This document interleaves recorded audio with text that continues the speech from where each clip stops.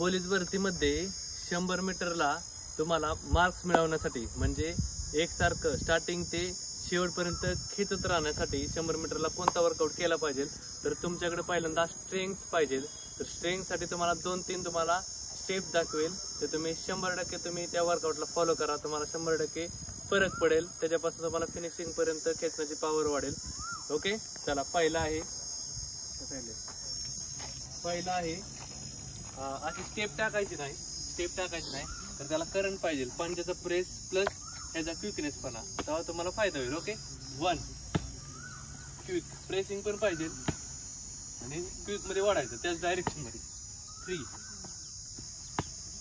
4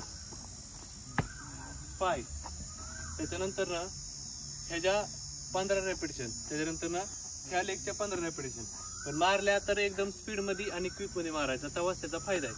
ह्याने काय होणार आहे, तुमचा जे वरची थाय आहे त्याच्यामध्ये स्ट्रेंथ येणार आहे, कारण की बऱ्याच मुलांचं हॅमस्ट्रिंग आणि थाय भरून येते शेवटला, त्यासाठी हे ड्रिल आहे।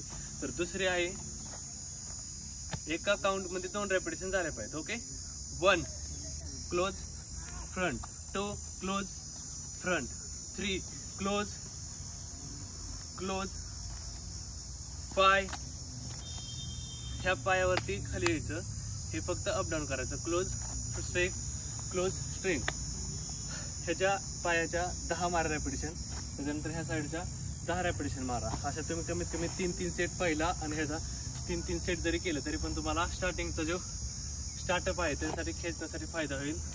अशा टिप्ससाठी MK fitness club and career अकॅडमीला फॉलो करा। धन्यवाद।